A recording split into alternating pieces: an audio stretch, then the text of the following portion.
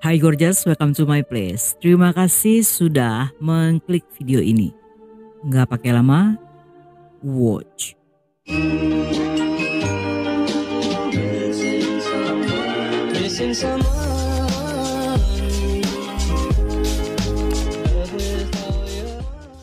Omar, seorang remaja berusia 16 tahun, terlahir dalam keluarga sederhana. Dia merupakan anak ketujuh dari 9 saudara, dan pemuda ini sangat menyayangi adik-adiknya serta merawat mereka seperti seorang ayah. Dia adalah anak yang sabar, perhatian serta lembut, dan dia adalah tipe orang yang lebih tertarik pada binatang daripada manusia. Semua keluarga besarnya lahir serta dibesarkan di Delfa, Aljazair, sebuah kota kuno yang merupakan rumah bagi 500.000 orang. Di sana cuaca selalu hangat dan juga cerah, dengan masyarakat yang dikenal sangat baik serta murah hati. Namun di kota itu, waktu terasa sedikit lebih lambat daripada di negara-negara lain.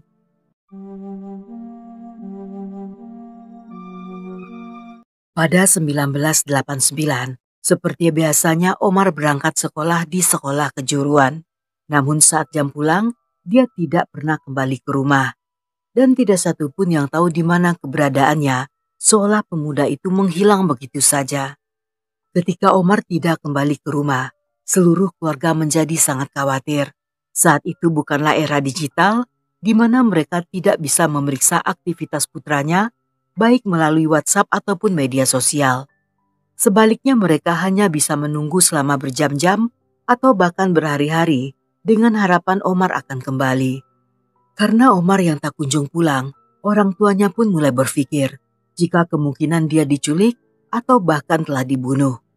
Dan karena hal inilah, mereka pun melapor pada polisi, yang hal ini cukup beralasan karena pada masa itu sedang terjadi perang saudara dan banyak orang yang terjebak dalam situasi tersebut.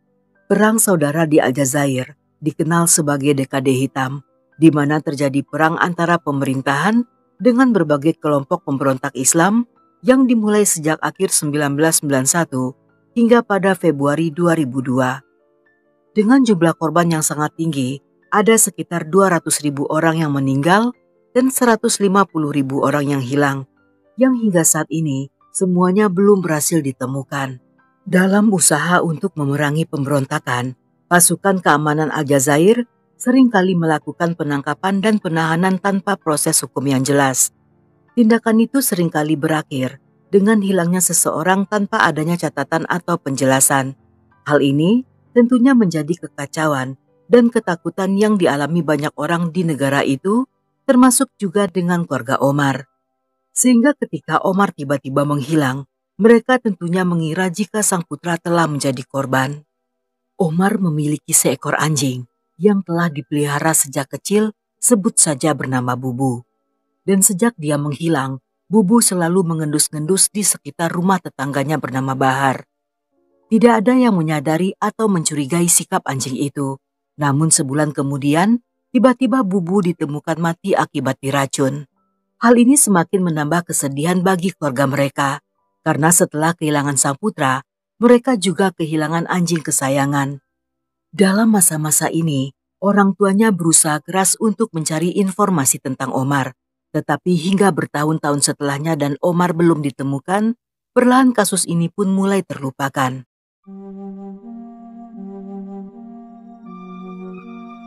27 tahun kemudian, keluarganya masih berusaha untuk melakukan pencarian. Mereka bahkan memanfaatkan perkembangan teknologi dengan mencari nama Omar di berbagai platform media sosial. Selain itu mereka juga mengikuti semua akun dari orang-orang yang tinggal di negara itu. Hingga pada 12 Mei 2024, salah seorang sepupu bernama Rugeb melihat sebuah postingan di media sosial dari seorang pria bernama Imran. Di sana Imran menceritakan tentang Omar yang sedang menjadi tawanan oleh Bahar, sang tetangga mereka. Bersama postingan tersebut, dia juga memperlihatkan sebuah foto dari pintu ruangan bawah tanah yang sekaligus merupakan kandang domba di rumah Bahar. Imran sendiri merupakan adik kandung Bahar. Saat itu, mereka diketahui sedang berselisih akibat harta warisan. Pada awalnya orang-orang menganggap postingan tersebut hanya sebuah lelucon karena kedua saudara itu sedang bertengkar. Namun Rugep yang menanggapi hal tersebut dengan serius, saat itu memutuskan untuk segera melapor pada polisi. Pada malam di hari yang sama, polisi pun mendatangi rumah Bahar. Namun setibanya di sana, polisi terlihat sangat kaget karena rumah yang dimaksud hanya berjarak sekitar 200 meter dari rumah Omar. Saat polisi mendatangi rumahnya, Bahar terlihat sangat tenang dan membiarkan polisi memeriksa ke seluruh ruangan. Namun saat mereka akan memasuki ruangan bawah tanah, tiba-tiba Bahar berusaha untuk kabur tetapi berhasil dicegah oleh beberapa petugas. Ketika memasuki ruangan tersebut, di sana di antara tumpukan jerami yang dikelilingi oleh beberapa ekor domba, tampak seorang pria berewokan yang disembunyikan di bawahnya. Mereka segera mengeluarkan pria itu yang tampak sangat takut serta gemetaran. Saat ditanyai, dia mengaku jika dirinya adalah Omar. Walaupun secara fisik Omar terlihat baik-baik saja, namun dengan tatapan mata yang kosong, terlihat jelas jika mentalnya sedang terganggu. Selain itu tubuhnya juga kotor akibat jarang mandi, dan selama berada di sana, dia hanya mandi sesekali. Omar pun dikirim ke rumah sakit, yang di sana dia bertemu seluruh anggota keluarganya. Dan menurut Rugep, walaupun Omar hanya sedikit berbicara, tetapi dia masih bisa mengenali mereka semua. Berdasarkan pemeriksaan dokter, kejadian tersebut memberikan dampak buruk bagi kesehatan mentalnya. Selama bertahun-tahun, dia dikurung sendirian di sebuah ruangan gelap dan dia tidak pernah melihat matahari atau bersosialisasi dengan orang lain. Melihat kondisinya, sangat sulit membayangkan untuk Omar agar bisa sembuh dan kembali menjalani kehidupan normal. Hal ini tentunya akan membutuhkan waktu yang lama serta sulit untuk menuju ke masa-masa pemulihan. Saat itu Omar telah berusia 42 tahun dan dia telah menghabiskan seluruh masa remaja hingga dewasanya di ruangan gelap itu.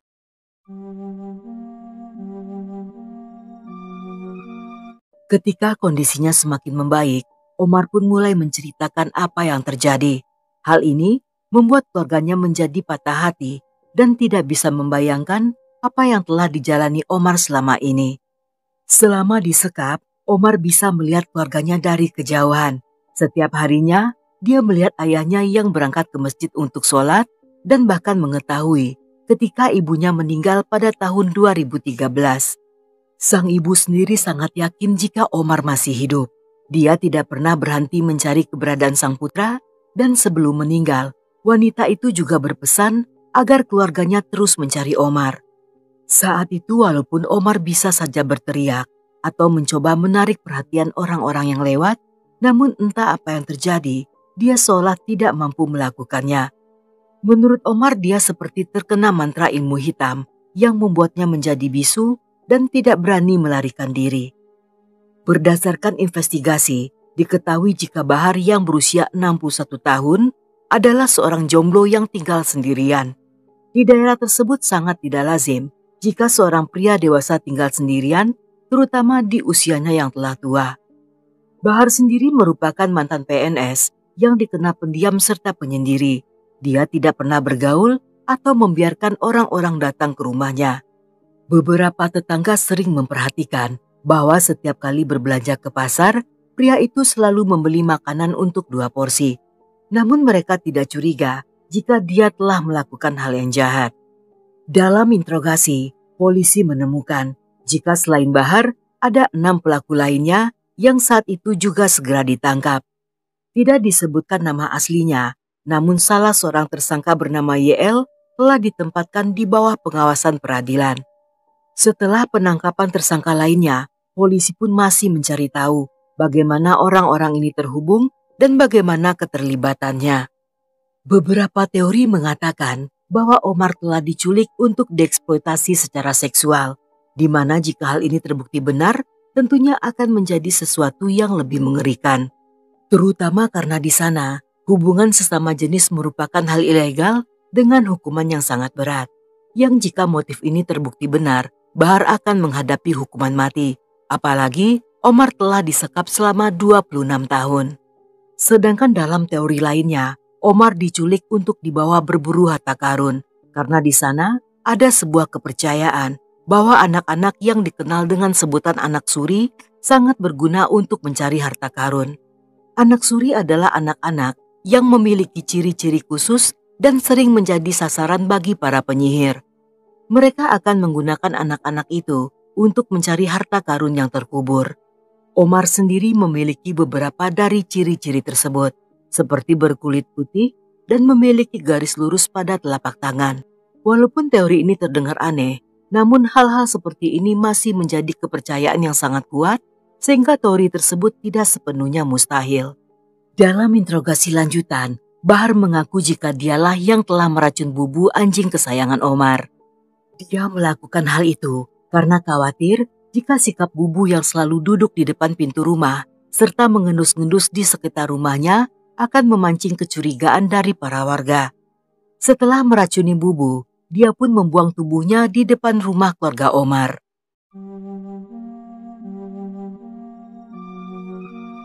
Pada penyidikan lanjutan, semakin banyak bukti-bukti yang ditemukan, termasuk bukti ritual serta simbol pengorbanan yang membuat kasus ini menjadi horor. Diyakini jika selama berada di sana, Omar selalu dikelilingi dengan simbol-simbol kepercayaan yang diduga simbol-simbol menyimpang.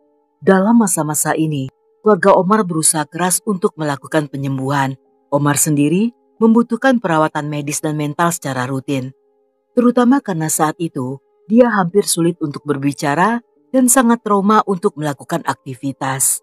Dalam investigasi lanjutan, detektif berusaha memeriksa masa lalu serta koneksi Bahar yang bertujuan untuk mencari tahu apakah ada korban lainnya selain Omar, atau apakah ada kasus serupa yang terjadi dalam rentang waktu selama 26 tahun terakhir.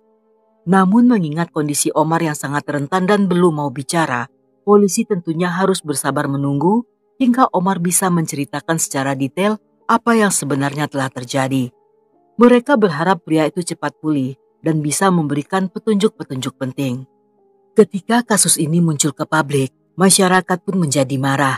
Mereka menuntut keadilan serta meminta agar pemerintah kembali menyelidiki kasus orang hilang yang terjadi selama dekade hitam karena masih banyak orang yang belum ditemukan.